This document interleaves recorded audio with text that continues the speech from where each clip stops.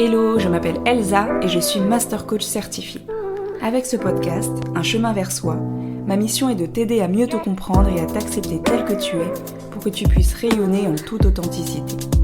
Je suis profondément convaincue qu'on a tous en nous une lumière qui ne demande qu'à briller. Et mon désir est que tu puisses prendre conscience de ta valeur, découvrir ce chemin qui est le tien et impacter le monde à ta façon.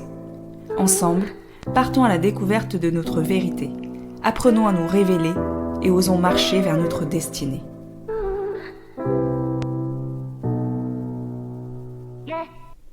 Bienvenue dans l'épisode 4 du podcast Estime de soi versus confiance en soi. L'estime de soi, la confiance en soi, ce sont des thématiques majeures dans le domaine du développement personnel. Et pour cause, ce sont des thématiques qui nous touchent tous. On a tous, à un moment donné ou à un autre, ressenti ce manque de confiance. On a tous, à minima pendant une période de notre vie, une faible estime. Pourtant, il y a encore de nombreuses idées reçues qui circulent. Et on confond encore bien trop souvent estime de soi et confiance en soi. Alors qu'en fait, ce n'est pas tout à fait pareil. Pour faire simple, la confiance en soi, c'est une partie de l'estime de soi.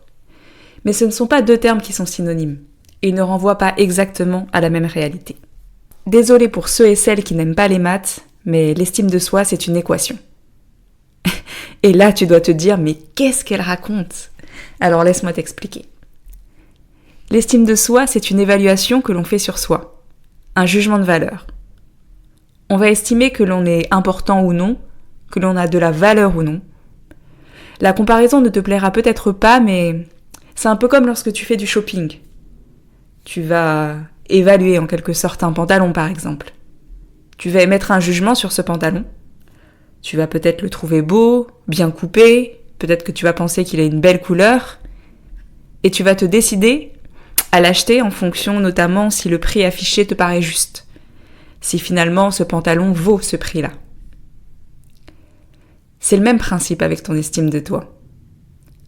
Pour continuer la métaphore, tu vas déterminer si tu vaux cher ou pas, si tu es plutôt pantalon premier prix ou marque de luxe. Ça te paraît choquant ? Je comprends tout à fait. Vu sous cet angle, bien sûr que ça interpelle. Mais c'est bien là la réalité. Et le pire, c'est que ce n'est pas autrui qui met un prix sur ta tête, si je peux dire ça comme ça. C'est toi-même. Ce n'est pas une autre personne qui dit « tu ne vaux rien », par exemple, mais c'est toi. Et c'est d'autant plus triste, ça fait d'autant plus mal. Mais la bonne nouvelle, parce qu'il y a quand même une bonne nouvelle, c'est que vu que ça vient de toi, t'as le pouvoir de le changer.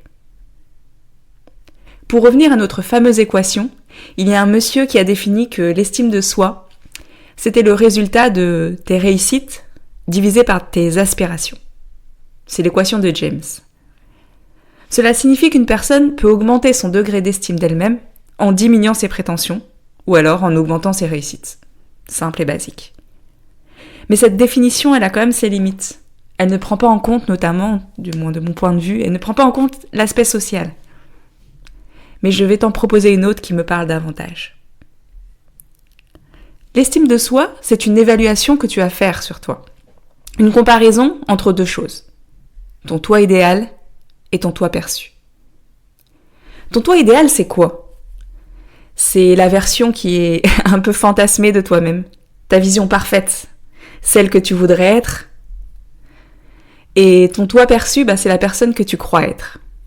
Je dis bien que tu crois être. Et ce mot a toute son importance. Mais on y reviendra un peu plus tard. L'estime de soi, c'est donc le delta qu'il va y avoir entre celle que tu voudrais être, dans tes rêves les plus fous, et celle que tu as l'impression d'être. Bien sûr, je parle au féminin, mais tu peux mettre tout ça au masculin. Plus l'écart est faible, plus tu te portes une bonne estime. Et au contraire, plus l'écart est grand, plus ton estime est faible. L'estime de soi, elle est basée sur différents piliers. Selon les auteurs, il peut y avoir quelques différences. Mais je retiens pour ma part la vision de Christophe André, qui indique que l'estime de soi est basée sur 3 choses. L'image de soi, l'amour de soi et la confiance en soi. Voilà le principe de base. Le concept théorique est plutôt simple. L'estime de soi est une évaluation de ta valeur que tu fais toi-même et la confiance en soi est l'un de ses piliers. Dire cela sous-entend plusieurs choses très importantes. Déjà, étant donné que c'est nous qui nous donnons notre estime de nous-mêmes et non les autres, cela signifie qu'on a la main pour changer les choses. On peut changer ce qu'on pense à propos de nous-mêmes. Et rien que ça, c'est déjà libérateur, non ? Cela signifie aussi que pour travailler sur son estime de soi, on peut jouer sur différents tableaux. On peut travailler sur l'une de ces 3 composantes, l'image de soi, l'amour de soi, la confiance en soi, ou même sur toutes ces composantes à la fois. Enfin, vu que nous sommes continuellement en train de nous juger, de nous évaluer, cela signifie également que le résultat de notre évaluation, il est fluctuant. Et donc, que notre estime de nous-mêmes n'est pas quelque chose de constant.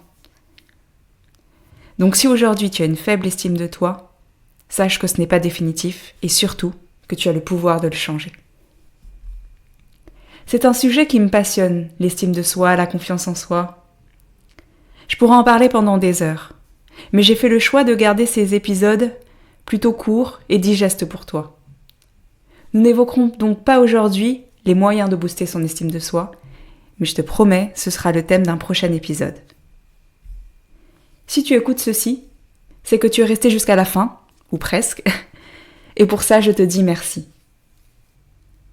Que tu me découvres avec cet épisode ou que tu sois fidèle au podcast, je suis ravie de pouvoir prononcer ces quelques mots dans ton oreille. Si tu souhaites en savoir davantage sur l'estime de soi et que tu as envie que je fasse d'autres épisodes à ce sujet, je t'invite à m'en faire part via mes réseaux sociaux, et notamment via mon Instagram, Elsa King Johnson. Et parce que j'aime bien terminer mes épisodes avec une citation ou une phrase à méditer, je te propose la réflexion suivante. Si l'estime de soi est une opinion que tu as à propos de toi-même, finalement, qu'est-ce qui t'empêche de la changer ?